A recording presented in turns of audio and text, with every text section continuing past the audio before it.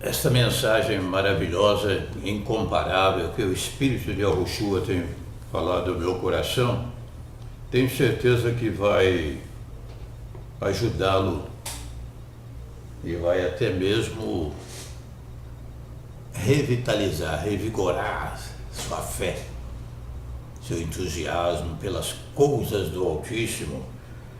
Quer me acompanhar, por favor, com a leitura das Escrituras Sagradas? Isaías capítulo 44, se você quiser transliterá-la para Yahushua, Yahu, capítulo 44, a partir do versículo 22. Eu gostaria que você abrisse comigo as Escrituras Sagradas. Eu vou aguardar um tempo enquanto você abre as Escrituras para juntos fazermos um estudo nessas promessas, esses versículos, para tirarmos esses diamantes, esses brilhantes que estão aqui. Porque o reino dos céus é semelhante a um tesouro escondido, então é inesgotável essa riqueza. Conseguiu aí, achou? Isaías capítulo 44, versículo 22 até o versículo 23, 22 e 23. Como se fossem uma nuvem, varri para longe suas ofensas. Como se fossem a neblina da manhã, os seus pecados. Volte para mim, pois eu o resgatei. Cantem de alegria aos céus, pois Yahu fez isto.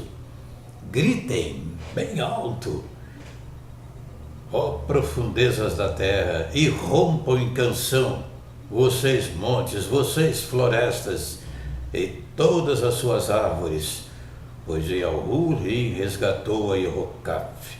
Ele mostra a sua glória, sua hora em Yahushua. Ele mostra a sua glória em Yahushua. Como se fosse uma nuvem, varri para longe suas ofensas. Exclusividade dele. Os lunáticos que tentam, de todas as maneiras, através da sua teoria inane da evolução, afirmar que o mundo é exclusivamente resultado de um Big Bang. Cada dia que passa, mais enfraquecida fica essa teoria. Eu gostaria, inclusive, eu queria que você acessasse depois Provas da Criação, blogspot.com. As últimas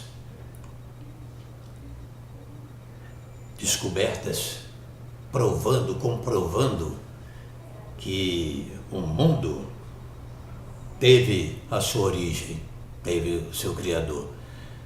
Temos lá, inclusive, o testemunho do Charles Darwin, Se você acessar Provas da Criação, blogspot.com, vai se surpreender com as maravilhas que o Espírito da Verdade tem nos dado, bem como mais de 30 outros blogs, são mais de 30 blogs. Desfiz, que linguagem exclusiva, Como se fosse uma nuvem, varri para longe suas ofensas. Ou desfaço as suas transgressões como a neve, os teus pecados como a nuvem. Torna-te para mim, afirma o Altíssimo, porque eu te remi.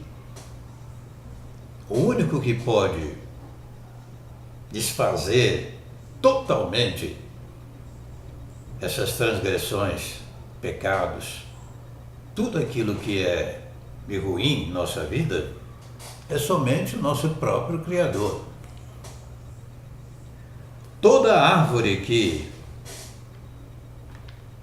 o pai não plantou, será arrancada. Não é assim que fala lá em Menyahu, capítulo 13, versículo 15, é isso mesmo? Vamos conferir aqui. 13, versículo 15.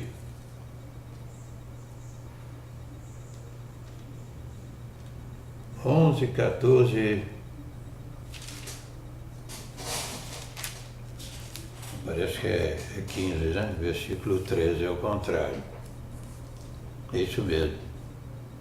Eu não vou refazer esse vídeo, vou fazer essa corrigenda aqui. Você me perdoe, mas é 15 e 13.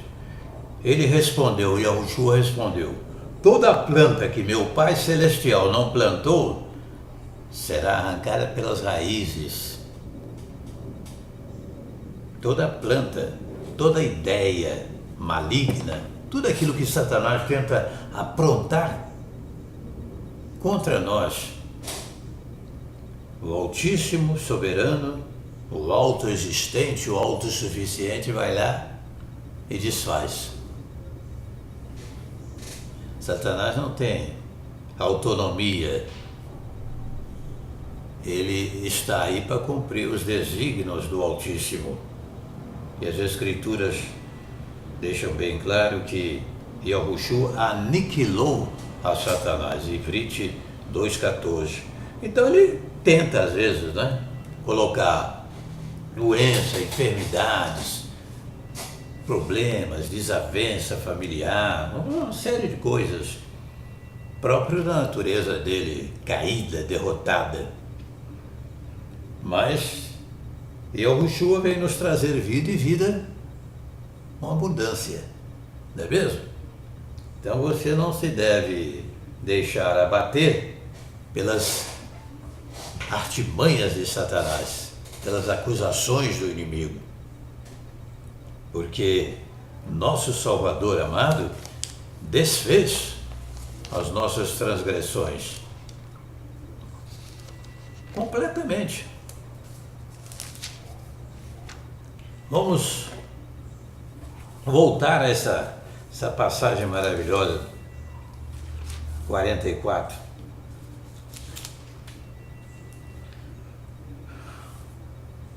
Quarenta e quatro, 22.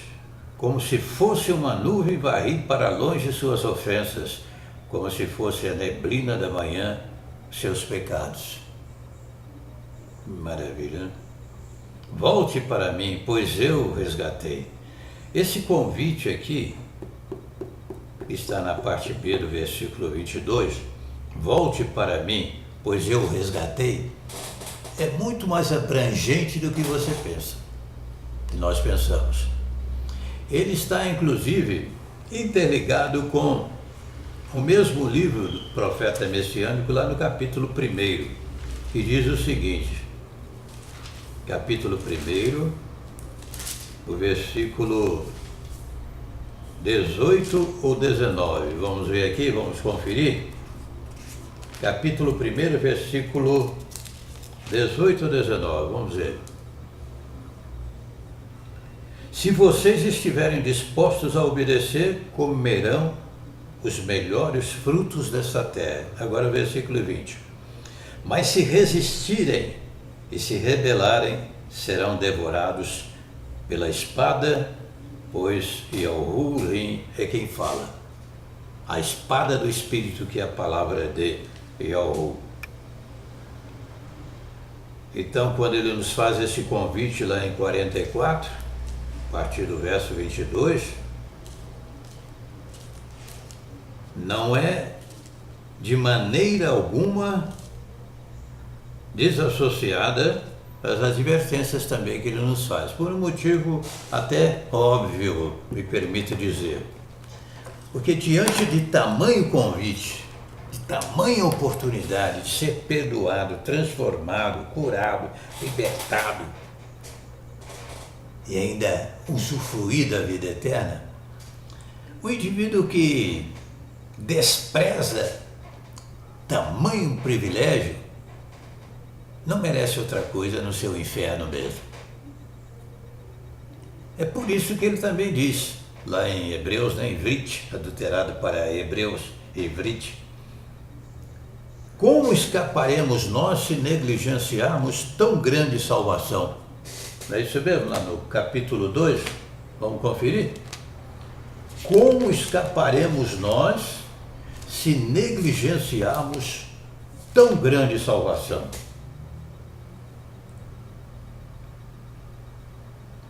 Versículo 2: porque se a mensagem transmitida por anjos provou a sua firmeza, e toda transgressão e desobediência recebeu a devida punição. Versículo 3: como escaparemos se negligenciarmos tão grande salvação?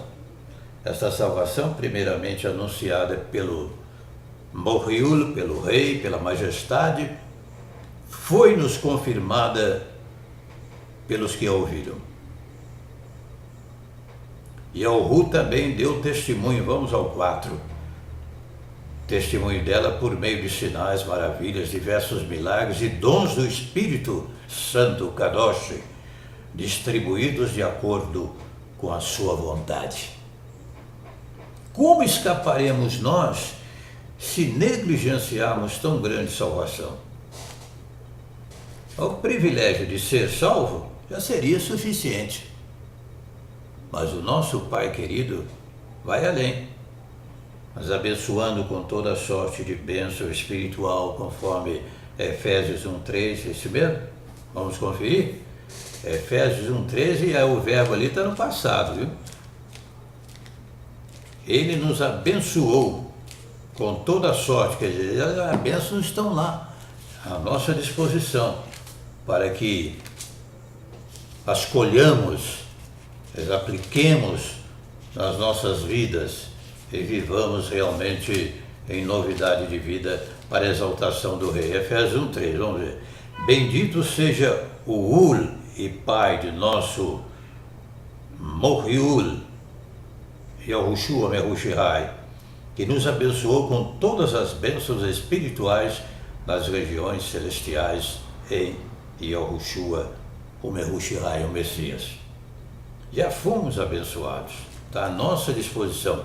Quando eu paro para pensar nesse versículo aqui, 3, eu fico imaginando as mais diversas necessidades, carências espirituais que às vezes a gente enfrenta e que já foram respondidas por Ele no madeiro, já foram dadas gratuitamente no amado. Então tudo que nós precisamos, o perdão dos nossos pecados, a salvação da nossa alma.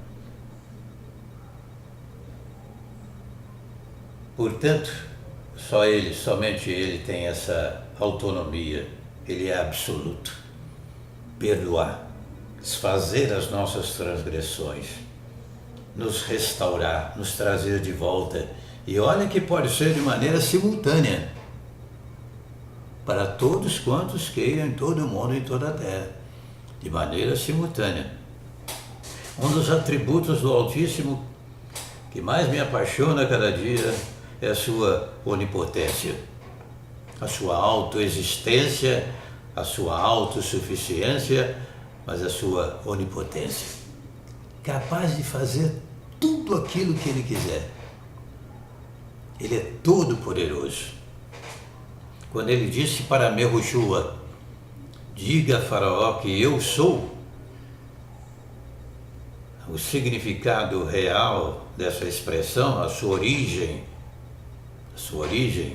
escritural verdadeira e espiritual, é a seguinte: diga para Faraó que eu sou aquilo que eu quiser ser.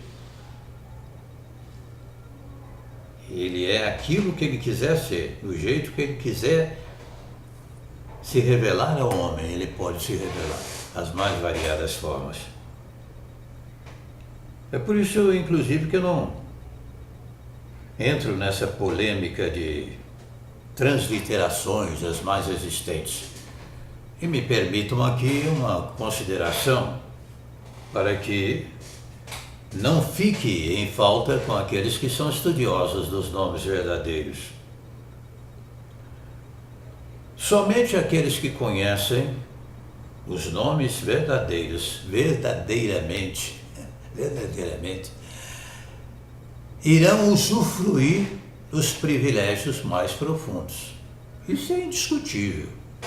Quanto a isso, eu não tenho a mínima dúvida. Quando nós afirmamos aqui, e aqueles que ainda não conhecem, mas são crentes verdadeiros, os que já partiram para a eternidade, têm a sua salvação assegurada, garantida? Sem dúvida alguma, nós também reservamos aqui o direito de crescer na graça, no conhecimento e afirmarmos com todas as letras que somente aqueles que conhecem os nomes verdadeiros irão usufruir de riquezas mais profundas.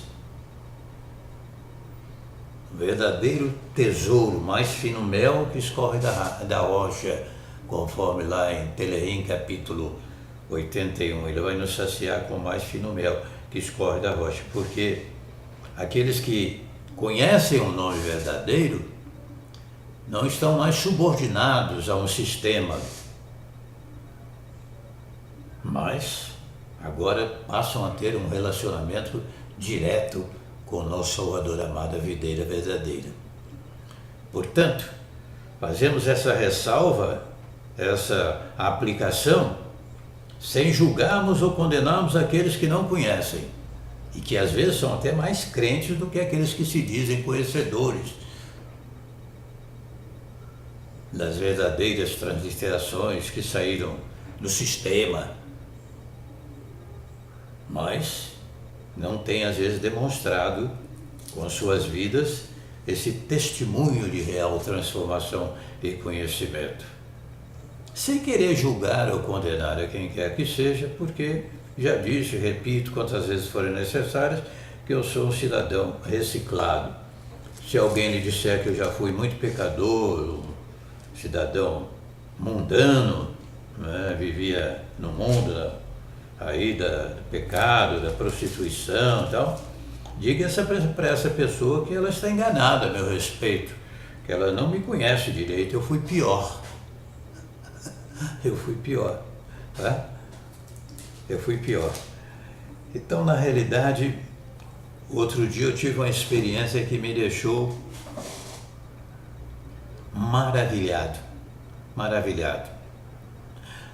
Dentro desta mensagem de que Ele apaga os nossos pecados, eu tenho experimentado na minha vida essa realidade. De um sentimento de pecado e de convicção de pecado tão forte, que eu cheguei até a pensar que Ele ia me levar. E preparei até um e-mail, deixei lá na caixa de e-mail da minha esposa. E se naquela noite Ele me levasse, eu deixaria umas explicações para ela, para que a família fosse confortada e aprendesse de uma vez por todas que eu estava indo para uma vida incomparavelmente melhor. Ele me levou então lá em Isaías 1, 18 ou 20, que eu já fiz menção a esse versículo. Ainda que os vossos pecados são como a escarlate, eles se tornarão brancos como a neve. Meu coração se revigorou, porque eu ficava às vezes imaginando, eu sou um cidadão reciclado, agora eu fico pregando para o mundo inteiro, eu quero ser uma pessoa realmente de verdade, né? Convertido de verdade, convencido não, mas apenas convencido não, mas convertido e realmente viver aquilo que eu prego. Ele me levou nessa passagem maravilhosa, depois lá em Miqueias 6 e 8, você deve meditar nesse versículo depois com calma, que é que Yahu pede de ti, mas falando comigo assim, humildemente eu vou lhe dar um rápido testemunho, eu ouvindo a voz dele assim, quase que frente a frente. O que eu quero de você é o seguinte: ame a justiça, pratique a misericórdia, está lá em 6:8, e ande humildemente comigo. Ele foi eu.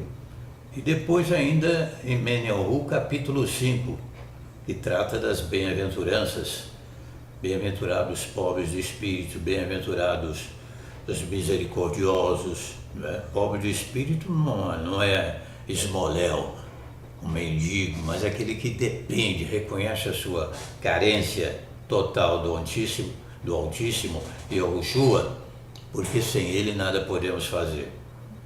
Então eu tenho experimentado na minha vida perdão dos meus pecados. Perdão dos meus pecados. Se ele me perdoou, pode perdoar você também. Não importa a sua situação pecaminosa. O único pecado para o qual ele deixou bem claro não existir perdão, qual é? Aqueles que blasfemam contra o Espírito Santo, o Espírito da verdade. Não é mesmo? Mas até blasfêmias, né, que eu vejo pessoas podem ser perdoadas.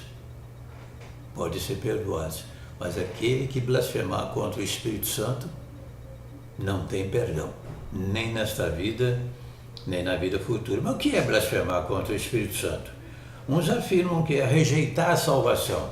Mas o texto sagrado, bem didático, né, que é a fonte confiável, diz que eles atribuíam as coisas do Salvador ao inimigo das nossas almas.